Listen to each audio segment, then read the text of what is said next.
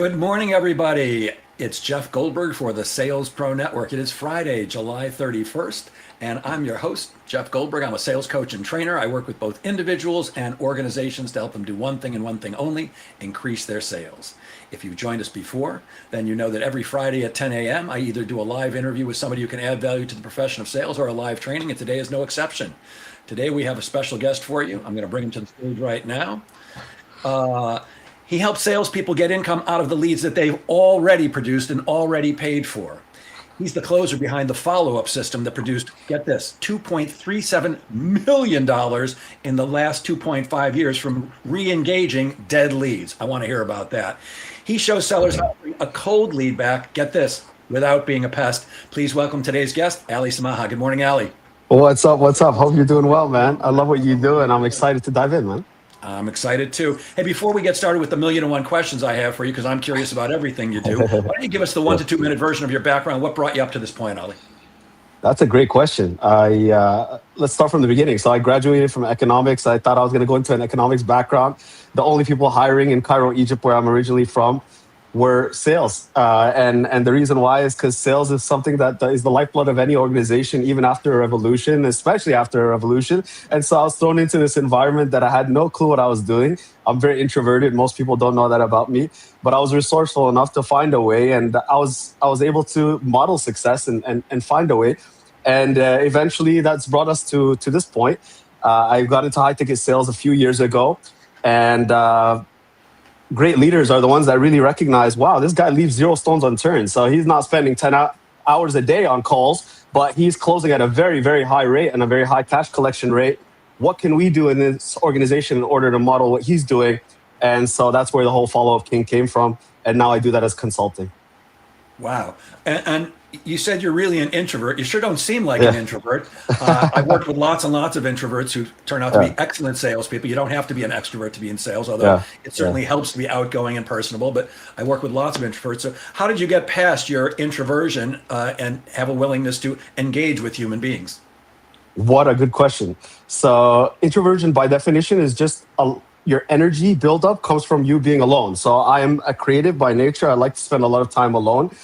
With that said, like I said, I was forced into an environment where I had to learn sales. I did really well. So that really helps. Is right off the bat, I had 2 McKinsey consultants as leadership of this organization. And in my mind, it was like McKinsey consulting was the coolest thing ever coming out of economics. So I was like, what can I learn from these gentlemen? And they gave me some pointers, and I was able to go to the market, use them, get some great results, get that positive feedback loop. So I love sales. The reason why I love sales is because it's clear. There is a great book that I forgot what it's called. I think it was called Game of Work, that really explains that the best kind of things in professional nature is ones where the scoreboard is clear. In sales, it's crystal clear. You close or you don't close. You do well, you don't do well. You take full responsibility of your outcome. So I like that aspect of sales, and I like honing my craft and going into parts of myself that I'm uncomfortable in exploring and pushing boundaries that I'm uncomfortable pushing and honing my craft. So sales, I feel, is like one of those professions where you always feel like a beginner, like you're always learning something new every single day. Yep. Well, according to your definition, I'm an introvert too then, because nobody likes being alone, at least alone with my dog, more than I do. I spend a lot of time alone, which people often find, shocking, because I'm a trainer, I'm a coach, I'm a stand-up comedian on the side. I'm constantly engaging with people, but I love being alone. So I'm with you 1,000,000%, my friend. You say that a deal going quiet, and we've all had this happen to us. Somebody seems very interested. The next thing you know, they're not responding. They're not returning emails, they're not returning calls. And you say that a deal going quiet is almost never a no. It just means a not right now. Can you elaborate on that? Because I believe the same thing, by the way. Yeah. Here's the thing nobody wants to hear. A no is a decision. A no is a decision, but silence isn't. So when someone goes dark on you, they're not necessarily rejecting you. They're just avoiding a conversation that made them feel one of 3 ways. So stupid, trapped, or pushed are 3 violations that cause people to step away and not feel comfortable explaining their situation to you. That's it. So and not right now, right, is clear. No is clear, but if you're not sure, just ask. Clarity is the key to any business engagement, set that standard from the beginning by being somebody who's clear and then asking for clarity when you need it. And what were the three things? The first one was stupid. What was the other two? Stupid, trapped, or pushed. Stupid meaning like they missed something, and so you're making them feel like, they're kind of dumb. This is something we're doing, right? The salesperson is making the person feel stupid. Yes, of course, absolutely. Trapped meaning like they can't say no or anything except for yes, so they just kind of feel cornered. Pushed is they feel like you need the deal more than they do. So if they feel one of those three ways, then they get a little bit disconnected from the whole thing. Yeah, right in line with my thinking too. 'Cause, I often say this, when I'm speaking to salespeople and doing coaching, if I was in the room with you right now and I physically pushed you, I actually shoved you, what would you do? And almost everybody goes, "Oh, I pushed you back." That's exactly what happens when you push people. Right? They push back, and that's never going to work. Yeah. What made you decide to focus on dead leads instead of just getting more or buying more, producing more, which is pretty much what everybody else does? I'll be honest with you, like really the key thing was, like I said, I'm an introvert. So I don't want to spend my time on 10 calls a day. And that's what most closers do, right? Like the next inbound, the next inbound, the next inbound. So, and that always feels better. Like I want fresh blood. I want fresh blood. Oh, that deal feels lost, right? It feels like progress, but it's not, right? So at the end of the day, if I can, rather than relying on a pipeline that's kind of out of my control, if it's the owner paying for ads, etc., and I'm able to work the system, right, and be able to go back to a pipeline to people that have said yes to something, but maybe gotten quiet, then I'm able to take matters into my own hands and build something. I'm able to leave 0 stones unturned. And I have a founder background and an operations background, so a lot of these things taught me that being resourceful is so important. And like when you're in a part of a company and you're bootstrapped, what it feels like to have your resources go to waste as a founder. So you're very, very adamant about leaving 0 stones unturned. Again, it was leaders within the organization, which I really, really appreciate, and my mentors that noticed my efforts and told me they were exceptional. They noticed I was doing, like, for example, sometimes 40, 50 touch points with people. They noticed how I was reaching out to people when they told me something slight on the call about their family. They just noticed I was going the extra mile. I didn't personally notice it. I thought that was normal. And so thankfully, that positive reinforcement, I'm so blessed for it in my career. It pointed me to my strength areas. And then as the months passed, I was able to get real positive reinforcement from the cash collected, from the monthly cash broken, all of these things. But really, what came before that was just leaving 0 stones unturned. How can I, rather than looking for more, just work with what I already have in my pipeline? Yeah. It's stunning how salespeople are. Look, you do need fresh leads because there is a time when no actually does mean no. The way I take it is when somebody says no, just means no right now, maybe not forever, but it could be forever too. But what I love that you just said is that they said yes to something. Because my belief is this: nobody agrees to meet with a salesperson unless they're interested in what that person has to offer. Absolutely. They may not do business with you, but nobody just sits around. I'm bored today. Let me invite a salesperson into my office. 100%. Let me get on a Zoom call with a salesperson because I love being sold. So yeah, they said yes to something, and there's some reason that caused them to go dark, to not seem like they're interested when they seemed like they were before, and that happens all the time. We've all heard the expression, I use it myself, the fortune is in the follow-up. And you say that most people quit the follow-up right before the money finally answers. Why are so many salespeople so bad at following up? I think they just feel like they're begging, right? And nobody signed up to beg. And the reality is, if you're coming from a place of desperation, meaning that you're needing the deal more than the prospect needs the outcome, then you are setting yourself up for a bad situation. So I feel like it's two things: the way follow-up makes people feel, and because they're not that good at it. And so they need to hone that craft. And I think the main issue is they overthink it. They're good on the call. They're very human. They got off the call and they become very convoluted in the written process. And the thing is, when you're on the call, you have a lot more control over the sales process. When you're off the call, you're kind of in defense. So if you're really suck at defense, like you're just gonna lose. Like, because at the end of the day, the person could just ghost you. On the call, you kind of have them in a frame and all of these things. So I think at the end of the day, it's just changing the mindset that I'm on that prospect side of the equation, just helping them towards an outcome.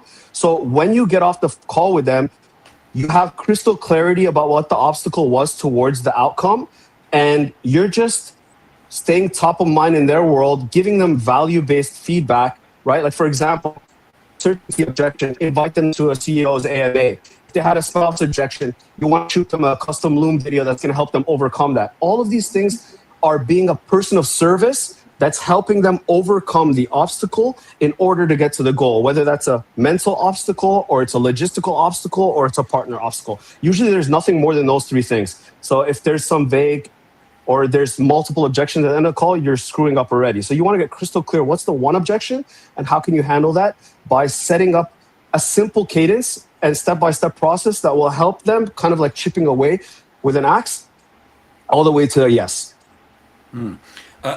You said something else that I think is important, needing the deal. So for me, I want every deal where I'm right for them and they're right for me. But I never need the deal, and there's only one reason. It's because I'm consistently and effectively prospecting for new business. Now, the way I doesn't matter right now. I do it in a multitude of ways. But anytime you need the deal, one of the things I do when I'm coaching people is, of course, I run their pipeline. I look at what's in their pipeline. Salespeople never have enough. Salespeople suck at getting appointments. It's the number one challenge for salespeople today. They simply aren't talking to enough people. And the thing that allows me to walk away from deals, to not negotiate, because I don't negotiate my fees at all, is simply that I don't need the business. And when you need the business, I believe that prospects can smell need and greed, just like dogs can smell fear. I call it commission breath. They know when you need the deal. You certainly can't negotiate effectively if you're only working on a deal or two. Right. So it's I agree with you, following up on the deals where somebody already said yes to at some point, at least to meet with you, and making sure you always have a full calendar of new people to speak to. I think you need both. Would you agree? Bingo. I completely agree. It's not like I say no to inbound. I just want to make sure that any gap that I have, I'm working the 5 deals that are closest to the goal, because somebody you have to meet with and build a relationship and build trust with and get clarity from and all of these things might be close to a deal, but I'll tell you who's closer. The person who's already said yes to you at least once. They said yes to the call. They probably said yes to the process being what is going to get them to the goals. They felt yes towards you. They stayed on that call and they built a relationship with you. So they probably said yes to seeing a proposal. Right? Exactly. So I love what you said. It's like, don't have commission breath, but you nailed it too. You said you can't fake not having commission breath. It's a real mentality. It's like, I have a state of abundance. For me, for example, I have a swipe file of testimonials that I can, have in my arsenal whenever I need them. I have a swipe file of one-liners that I can utilize if I need to. I have these things just make me feel like I have unlimited ammo in order to get that deal. And I also focus on being somebody of service, right? So rather than being somebody who's attached to the outcome, I focus on being the best I can be to do the things that are in my hands, the controllables. That allows me also to be detached from the outcome. And it's really cool. When you focus on that rather than the outcome, you become detached from the outcome, which makes you a better closer and you get better results. So it's just a win-win-win. Yeah. So I also say that sales is service. Sales is serving Absolutely. others. And Number you, one. my friend, are a perfect example of service because, I always look at people's websites before I do these interviews, and you are completely of service because you're giving away in fact, I don't know what you sell because I looked at your website and go, he's giving away everything. Why do you give away truly, you do come from a place of service. Why do you give away so much on your website? Because I believe the best way to show somebody you can help them is to actually help them. Like if somebody actually, if you read a book called by Robert Cialdini called Influence, reciprocity is very important, right? So that's my favorite book by far. And so I know why do samples work in grocery stores? Because you're giving somebody the experience before they buy it. So at the end of the day, yeah, I might be losing some business, but you know what? I'm gaining a lot of great business from people who actually want me more involved in the process. And behind the scenes, obviously, if I'm not just giving you my swipe files, but I'm helping you build systems within your organization so that you can deploy this at a high scale, then it's a huge win. Yeah, and I have the same philosophy, Ellie. I post on LinkedIn and Facebook almost every day. In fact, sometimes it's 2 and 3 times a day, and all I'm doing is giving away information that I sell. Now, Can I be honest with you as well, Jeff? 8-hour training program in one day, but a little piece every single day. And I believe that when you give generously, you will attract some people to you who say, you know what, I need more of what you got. And that's one of the ways, in fact, it's one of the main ways I prospect. Because here's what I want. I want people reaching out to me. I want people raising their hand and saying, hey, I need some coaching. I need some training. I've been following you for a while, as opposed to cold calling, which is fine by me if you want to do it. And if you're good at it, it still works. But I'd rather have people who I know are interested. And when they reach out to me, I know they're interested. Yes? 100%. 100%. And in this day and age, if you want to stop the scroll, you better be giving value, or you better be funny, or you better be sexy, or you better be something. But like in our business, we're consultants, so value is the best way. And if you have relevancy and high value, you'll stop the scroll. But if you're not giving value, why the hell would they stop scrolling? You know, so part of it is just business, like just following Robert Cialdini's principles of influence. Like just be somebody of value. Yeah, that is a great book, absolutely, positively. And you said something else earlier. I skipped by it, but one of my dear friends, and I say this all the time, he's a marketing expert. There's gold in your database. There are deals. There are ex-customers and current customers right now who need what you've got or more of what you've got, and like you say, dead deals that they're just waiting. That all it takes is a well-timed email, a phone call, a DM, or something, and they're just waiting. And would they eventually reach out to you? Maybe, but sometimes they're so busy running their business and doing their thing that, oh yeah, I really want to work with Ali. Let me give him a call. Or I really need Jeff. That could take weeks, months, and sometimes years. In fact, I used to have a client here on Long Island. I'm on Long Island in New York. And the client was called Cablevision. They were the cable TV provider for all of Long Island, a little bit of it doesn't matter where. At any rate, I worked with 7 different divisions of this company, and 2 of the divisions were in the same building. And every time I went to that building to work with one of them was on the second floor, the other was on the first floor. At the break, I would always go in and talk to the other one just to say, hey, I was in the building, want to say hi. Ali, I can't tell you how many times I would stop in one of my clients' offices and say, hey, I was just in the building working upstairs with, so-and-so, or working downstairs with these guys. And they would say, oh, I'm so glad that you're here. I've been meaning to call you for a month already. I've got a note right here on my desk. We need to do fill in the blank. You got to stay in touch. And part of what you're doing is you're staying in touch with people. But I want to ask you about ghosting, because it happens to everybody. I have a particular methodology. And by the way, again, on your website, I'm reading, I'm going, yep, agree. Yeah. That's what I do too. I love it. I love seeing the same things I think in writing. So why do we get ghosted? What is a prospect who ghosts you really saying? And what's the best way to re-engage somebody or reopen the conversation when somebody's not responding? Yeah, that's a great question. So it really comes back to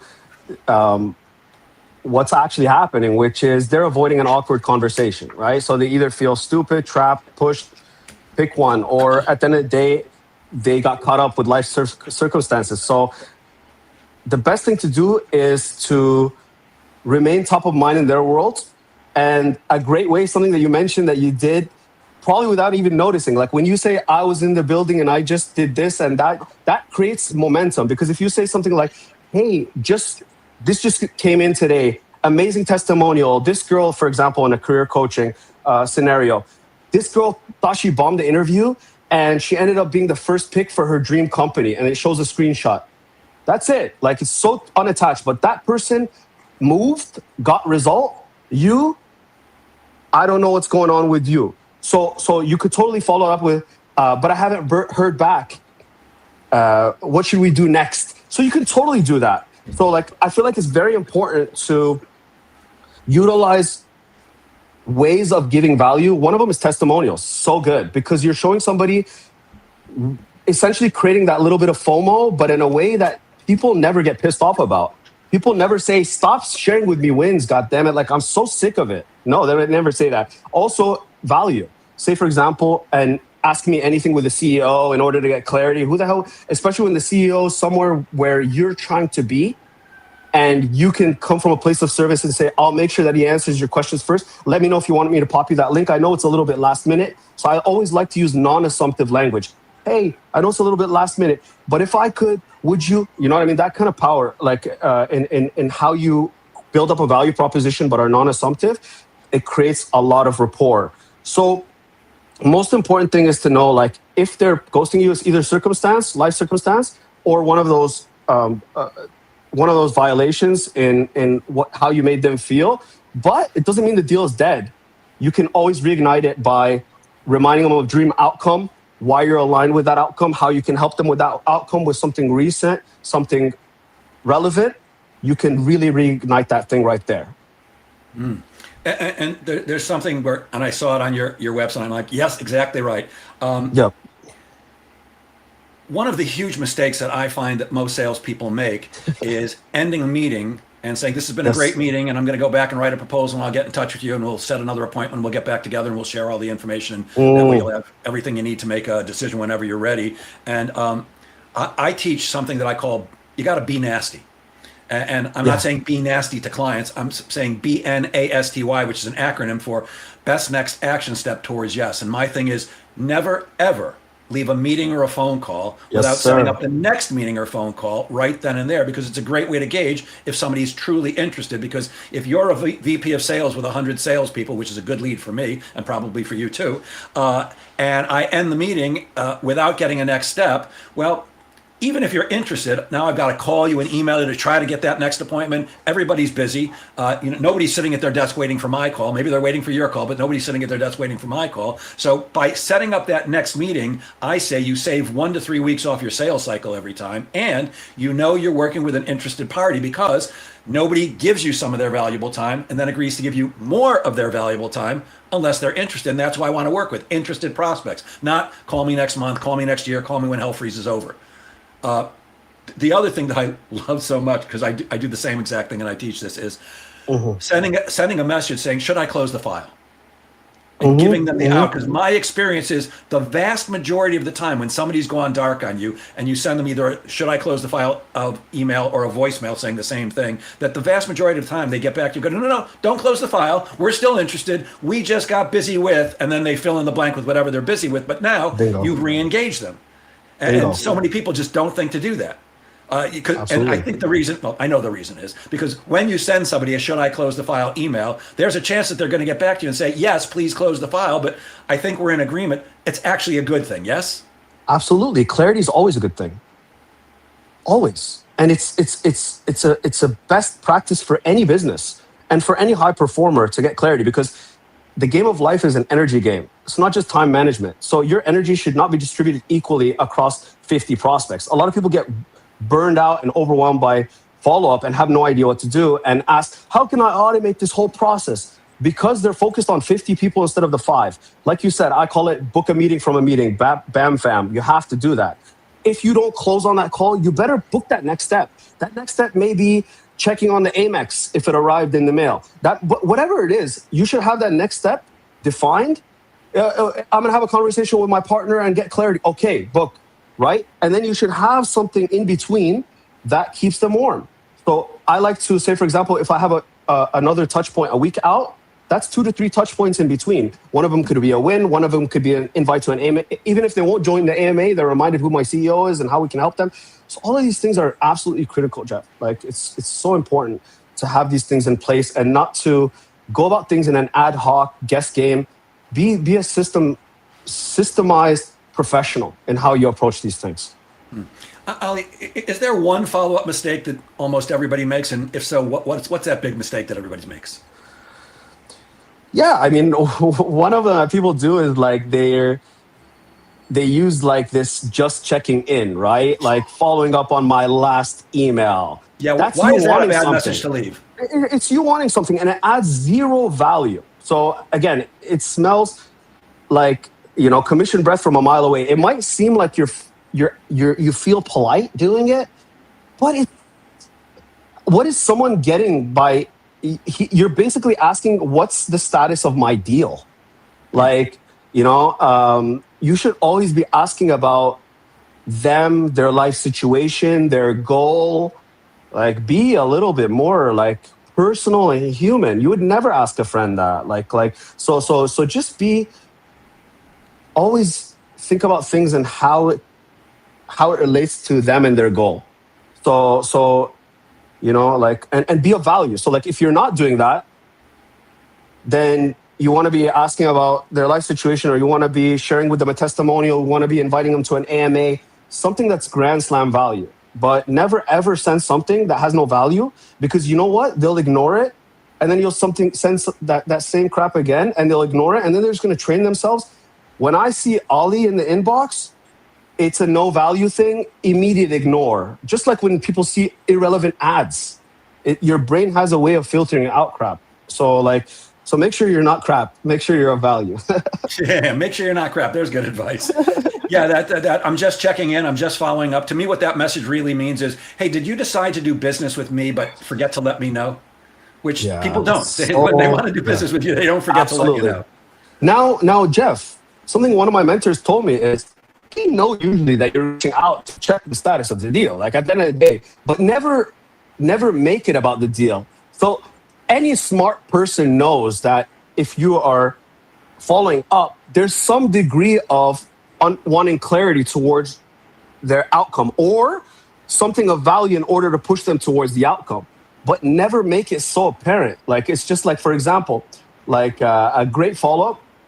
So he taught me that ask about everything except for the deal. So for example, like around COVID and colds and everybody, like I used to send people a recipe to overcome a cold. That was one of my best follow-up strategies.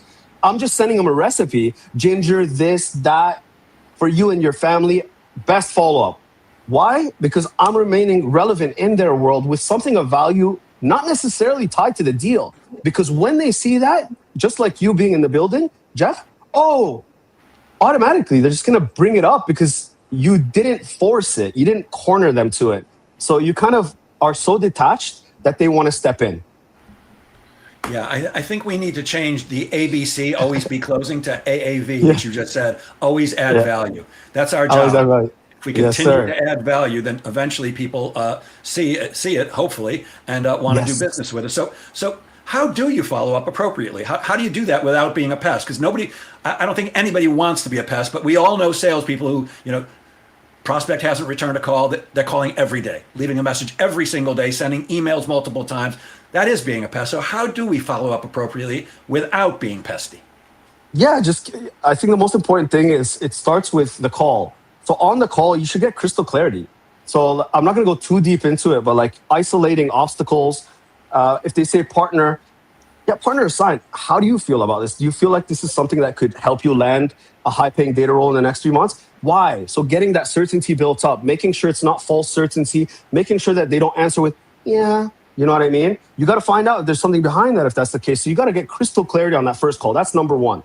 Second, you got to book a meeting from a meeting. So what you just said is, so if you don't close on that call, you have crystal clarity on the next step. That way you're able to mentally create a cadence between where you can create relevant value points in order to, by that time, they're like, man, this person is of so much value. I can only imagine what this organization is going to do. And you know what's really smart as well? Like in this day and age, if you can get different parts of your organization involved in that follow-up process, for example, an AMA with a CEO, or a chat with a CSM, or a chat with an alumni. Be careful with the alumni one, because that one is a little bit like fuzzy, and it could lead to people just like squirming out of a deal. But giving people multiple touch points that show them that this organization is real, of value, sincere, immediately like puts down people's fight or flight, especially when it's a higher investment deal. So I would also think about that as well. It's like, how can I be creative and letting that person know not only is a Jeff a good guy, but CEO's a good guy, the CSM's good people. And you could do that in multiple ways. You could have a YouTube of a client win, or you could have a video of someone breaking down part of the process that person felt doubt about, all of these things. So 3 steps: clarity on the call, clarity on next step, clarity on what you're going to do in between. Gotcha. Okay. What are some of the 4 messages, unless you want to give those, all of them, that pulled in a 40% reply rate from dead leads? I mean, that's an astounding number. 40% is a very high number. What are some of the messages that you use? Yeah, I was blown away. So like 8-figure team, the CEO's own words, like it will be the death of me if we don't get to a certain cash collected per rate. So just to show you the pain that these these leaders have when people aren't following up.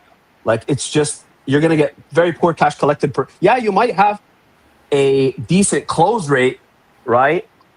But not like at the end of the day, that's not the real close rate. Like the real close rate is like any lead that's on the calendar. How well are you closing them? Right? Not the super perfect lead that showed up and this and that. No.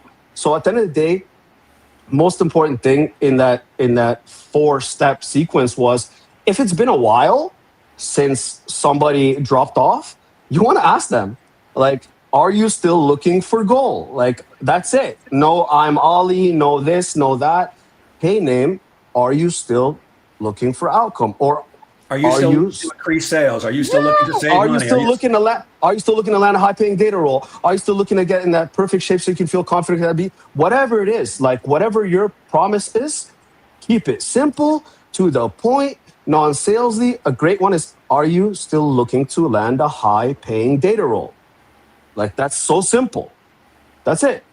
And then what that will do is it will get you a lot of responses, not 40%. So the 40% comes from the other steps. The second one could be, hey, this is where you create a little bit of urgency. So you say, I'm looking for X number of people, so a little bit of scarcity, that are looking for outcome within time frame. Is that something you'd be interested in opening a conversation? So what you're letting them know here is there's scarcity and there's a timeline. So that creates momentum. And you know what? You don't have to be fake about this. It could totally be a genuine thing. Like, I'm looking for this number of people to help towards outcome. That will get you some replies too. If it doesn't get the replies, third one. Third one is, here's a testimonial, relevant one. This just happened today. I remember in the conversation, and that's why CRM is important. And no excuses about this. Like if you're struggling to keep up with your CRM, use AI, use a proper CRM, use whatever. But you should be able to see the conversation that were had before in order to tailor this slightly. You should have a swipe file of testimonials to know this person's scared of an interview, or this person's scared of that, or this, or got burned before, etc. Oh, so if they got burned before, wow, I was really concerned coming out of this program, and I had gotten burned before, and direct testimonial. So then you could follow that up with, and this could be you, name, but I haven't heard back. What should we do next? Making it feel smart, free, in control, right? Then the last one is close the file. All right, you've tried all these things, and these are like about 72 hours apart, so don't blast them like one day apart.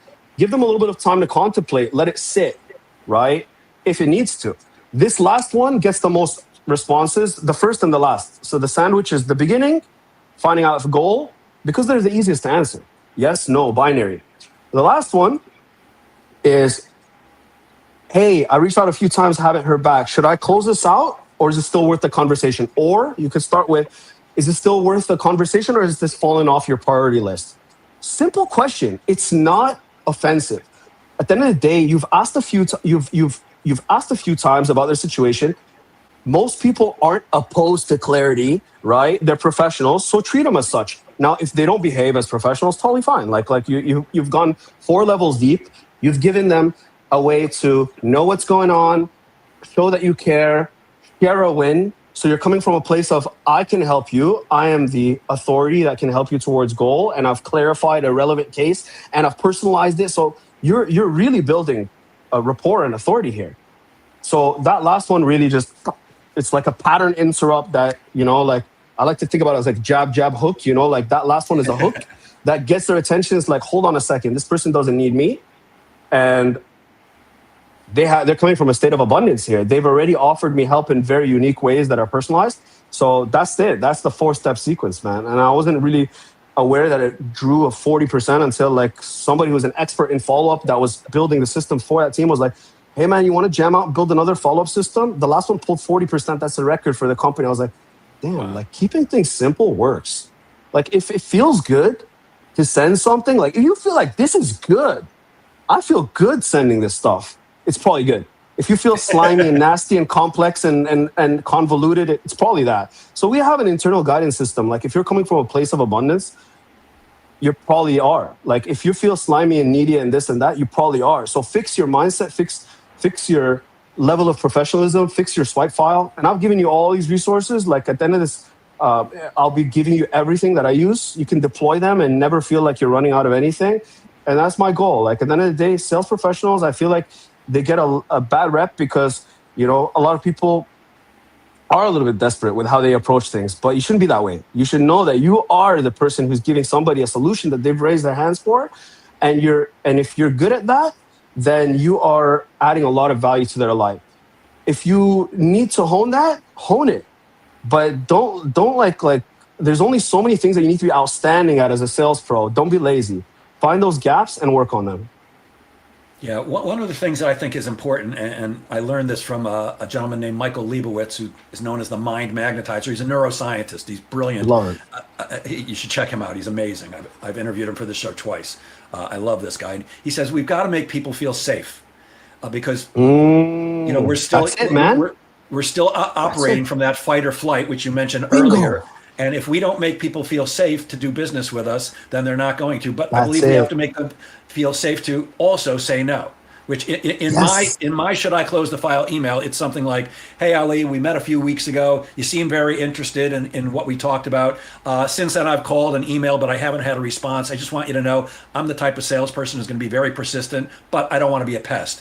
If you're potentially interested in moving forward, please respond with a couple of times and dates that work for you, and I'll find a way to accommodate your calendar. However, if you're no longer interested, simply reply with, yes, please close the file, and I'll never bother you again. So should I close the file? And it's all designed to make them feel safe to say yes or no. And again, most of the time, people get back and say, no, don't close the file. I'm still interested, but I'm absolutely fine with the yes. Yes, close the file, because I believe we feel the same way. Yes, sir. When somebody says no to you, whether it's no for now or no forever is besides the point in this conversation, but it simply gets rid of one prospect that's taking up physical space or mental space in your mind. Yes, sir. And if you're like most salespeople, probably you and me too, I believe every deal is going to come through when people are thinking it over, because who would want to talk to you, Ali, and think it over and not choose to do business with you or with me?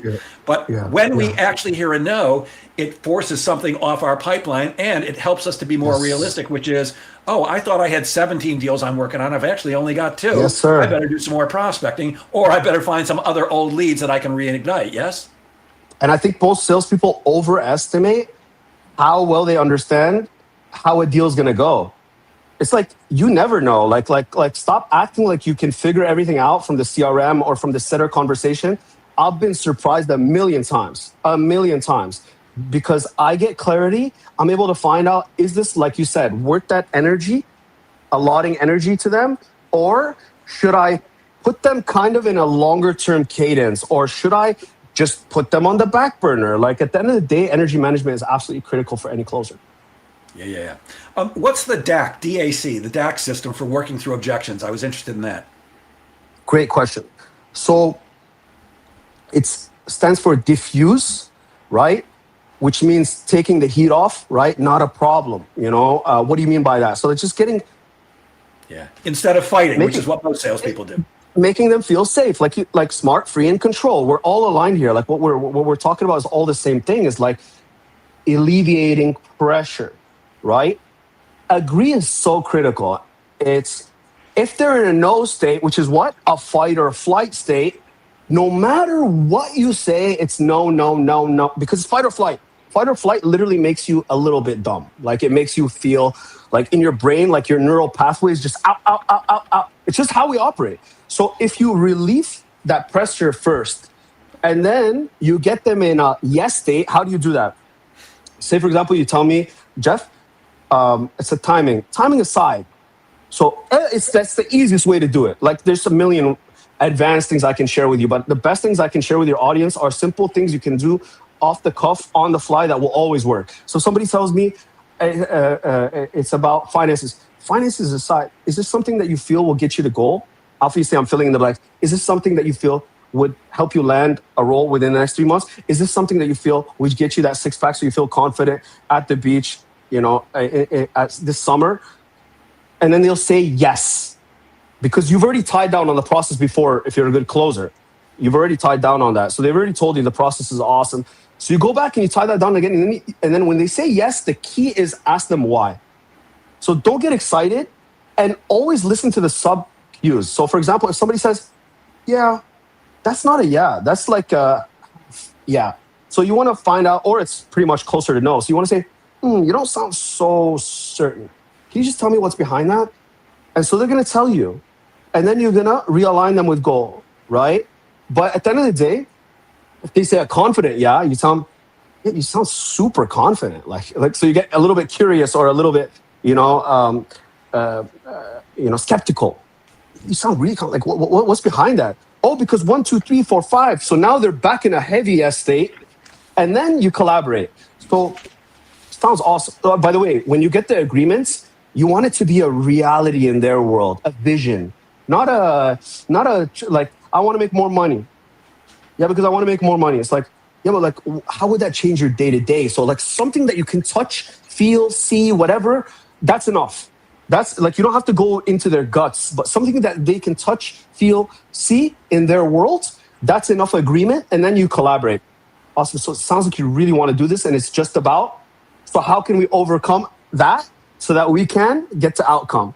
So that's the collaborate part. And by the way, the ninja thing about this is the more they give you as a reason for them to not get to goal, the more leverage you have to get them to close. What do I mean by that? So like if they keep saying this, that, they're going to have to dig themselves out of a situation because if they keep giving excuses about their partner, so you really want this, but it's just about your partner. So how can we help? How can we overcome that so that we can reach goal? They're going to have to dig themselves deeper out of the situation because you're collaborating with them in order to overcome obstacle. Everybody has a reason. Obstacle. Everybody has a life circumstance. So don't be surprised when they tell you that, right? Timing aside, partner aside, this aside. Do you feel like this will get you to the goal? Yeah. Why? They'll tell you that. Okay, so how can we overcome that so that you can? And then that's going to be a financial situation where you're breaking down the situation financially. That's going to be a situation where you're coming up with that next step, booking a meeting from a meeting with a partner or shooting a Loom video with a partner. That's going to be overcoming the certainty aspect by having them speak to an alumni or an AMA. That is such a good way to handle any objection or to at least get crystal clarity on what the objection is to be an outstanding closer or follow-upper, essentially. Yeah, you got to be crystal clear about what the objection is because often what the person says is not the real objection. You have to find out. And I love what you said about, because salespeople typically fight with prospects when they get an objection. And you never win a fight with a prospect. You can never win a fight with a prospect. Never, because they're in fight or flight. They're in fight or flight. They've got the money. They can decide to give it to you or not. So you're not going to win a fight. But I love the part about, I can appreciate you saying that, or that's not the first time I've heard something like this. It kind of reduces, as opposed to fighting with them, you're almost putting your arms around them in a human resource way. You should expect that. Usually there isn't a crystal clear, you know what I mean, stairway to heaven, right? Like there's usually something. And by the way, it's totally fine. Like especially if they're taking this decision seriously, they should be thinking about it deeply. So if you get that thing out of the way, one of my greatest accomplishments in my career is I had one chargeback, but I had it even reversed. But out of all the deals that I've closed, 0 chargebacks.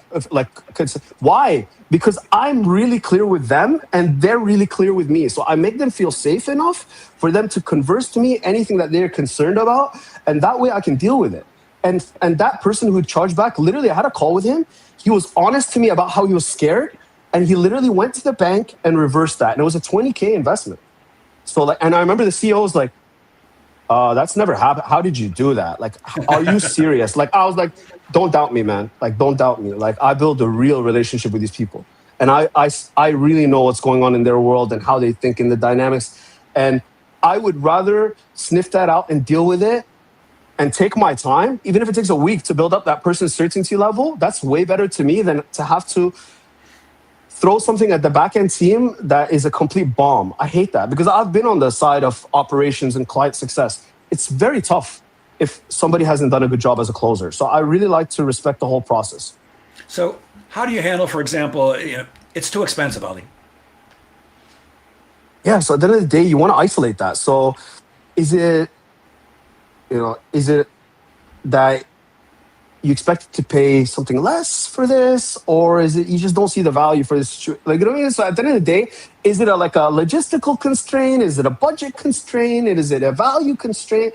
Usually it's value or logistical. So identify which one it is, because if it's value, then you want to realign them with goal, build up that certainty level, and build up the value, right? If it's logistical, then you want to find out, then you go the money dig path. Okay, so you really want to do this, but it's just about the logistics, the finances.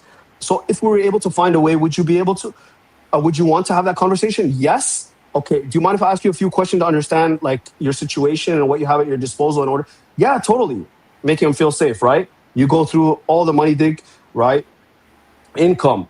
What do they have now in savings? Or what do they have coming in the next month? What do they have in terms of credit? What do they have? All of these questions to understand their financial situation. If they don't have that and it's logistical, man, don't push for something that they can't. Like, you just don't want them to rationalize staying stuck.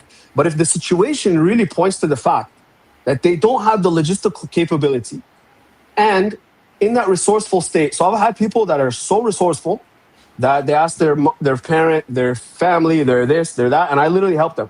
I've had people even say, you know what, man, I do have the money, but I want to build an LLC or put it under an S Corp.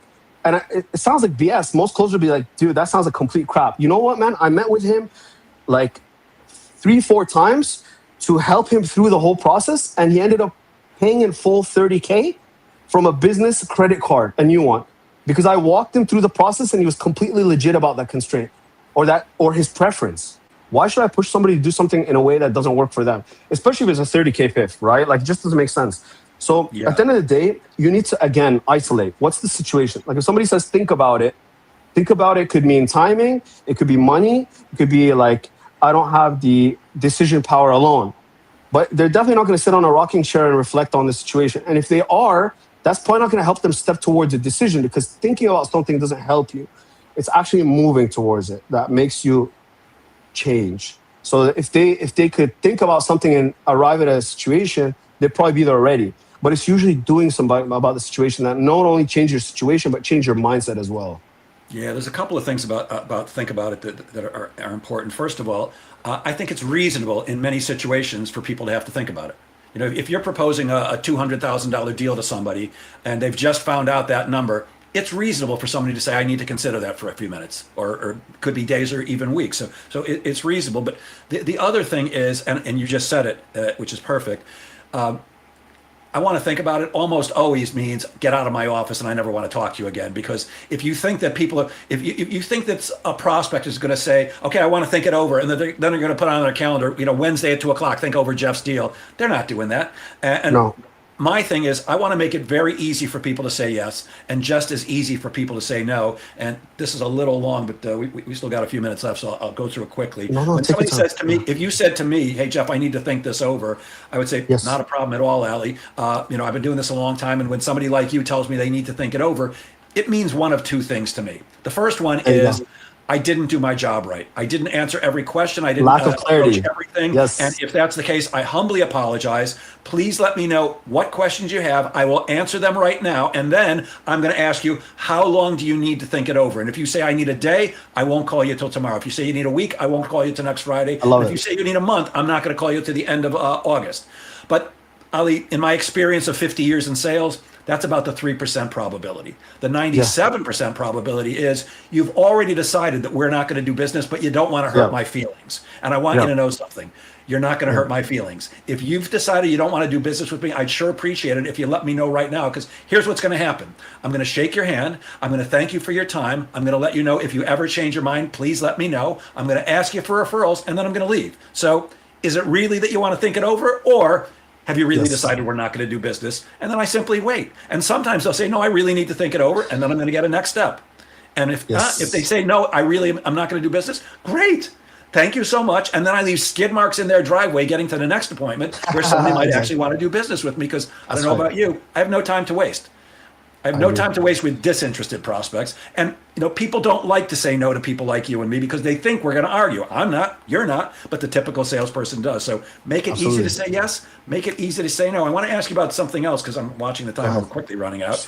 You mentioned automation before.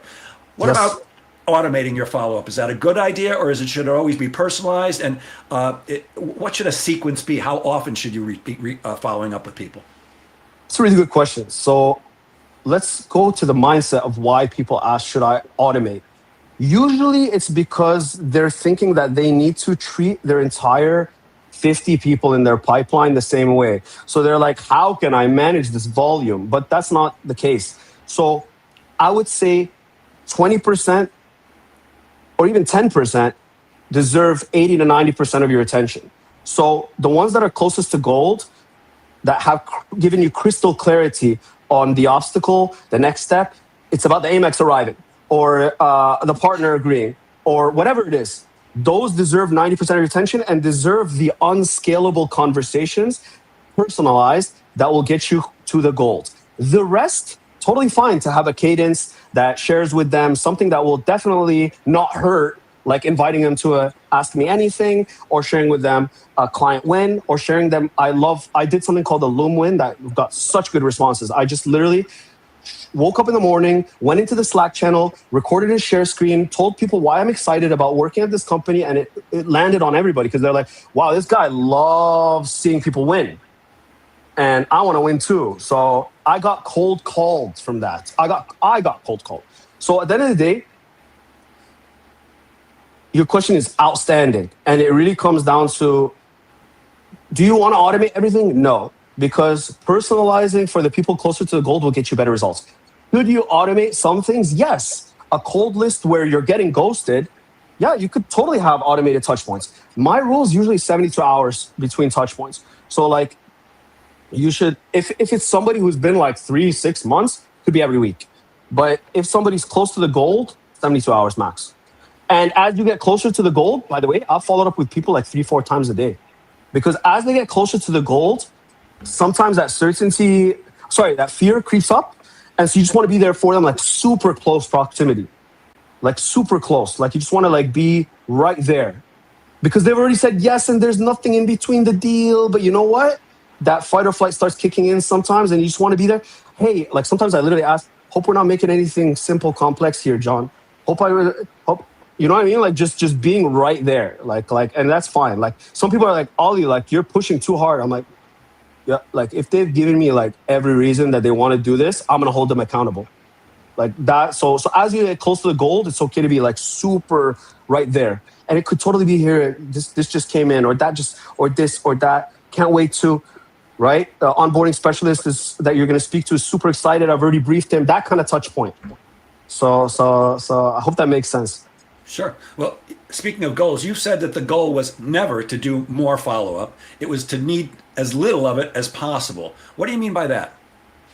Yeah. So like if you're crystal clear on the call about what the obstacle is and you know exactly what to do in those situations because you're outstanding at your profession and you know exactly what moves the needle and you've tested and you personalize thing, then you won't need that many touch points. But if you're guessing and spraying and praying and they have 10 objections, they haven't got clear about anything, you're going to need like 100. So it's not about like throwing spaghetti at a wall, hoping it sticks. It's about being a sniper, aiming, firing with the bullet that you know is going to pierce it. So it's not about doing more. Sometimes it takes a lot though. Like sometimes it takes a lot. Like it just does sometimes. Sometimes you have a highly technical avatar that loves to think and you just need to like boom, boom, boom, boom, boom, boom. Or sometimes like we're in this like sales coaching consulting, right? So a lot of our clients probably have a reference point for investing in coaching or themselves. A lot of avatars don't. Like they've never invested in themselves before. They're like 9-to-5 employees. They've never done that. So like when you bring up something, it's not normal. So they only make decisions once the life situation smacks them. Like for example, like if it's career coaching, they're losing a job or they are unprepared for an interview and they need to prepare. Like my dream interview is coming up. Now I need to pay attention. So that requires you just to be top of mind in their world. So that might require proximity, but not necessarily few follow-ups because you don't know when that life situation is going to come smack them. But until then, they're not going to make a decision. You need to know your avatar well and how they make decisions and respect the process. So if someone listening, whether live today or on the replay, has one deal that still bugs them, the one that they were sure that was going to close and then it just went quiet, what should they do about it immediately? I would just reach out with that standard message, like one of the highest response rates ever is like, are you still looking for a goal? And personalize as much as you can, but no reason to be like, hey, name or sign off or put your email in LinkedIn or none of that stuff. Just reach out. Are you still looking for a goal? Are you still looking to land a high paying data role? Highest response rate ever, non-salesy, no pressure, gets clarity. If it's been really recent, let's say for example, like it's been a week or two, I'd say, dang, did I get ghosted, with a funny face or a funny gif. Humor works to pattern interrupt. I remember one time a guy kept using, I'm doing my taxes as an excuse, quote unquote, because I thought it was an excuse. But you know what? I asked for clarity and I did it in a funny way. So I told him, hey, George, are you doing taxes for the whole town? Or, hey, George, is your LLC structure that complicated? I use those follow-ups and they're funny as hell. And you know what? He responded saying, actually, it is. I'm doing 4 LLCs simultaneously and it's complicated as hell. So the guy literally had a real objection and gave me the clarity and it helped me towards so use humor if it's close and use, dang, did I get ghosted? You know why? Because it's direct, it's funny, and it gets clarity. Or if it's been a while, are they still in the ballpark? Because if they're not in the ballpark, again, Jeff, energy management game, just drop them. But if they are in the ballpark, all right, now we're back in the ballpark. Swing and a hit or swing and a miss, right? Absolutely. So, Aly, some people are watching this live right now. Other people are going to be watching it on the replay, and others will just be hearing it on a podcast. I'm going to share my screen right now, but would you tell people how they can reach out to you if they're interested in working with you, finding out more about what you do, getting a bunch of that free stuff that I talked about that's on your website, which I've already bookmarked? Yeah, absolutely. So what I would start with is like, I'm a value first person. So I want you to go to alysamaha.com/Jeff. That's ALYSAMAHA.com/Jeff. That's my entire swipe file vault that literally I'm giving you all my best stuff so that you can deploy it, get results. You'll also find there a pipeline audit that finds out exactly how much money you're leaving on the table. Plus, if you want to submit a deal, alysamaha.com/deal, I will personally help you handwrite that deal and get it across the finish line.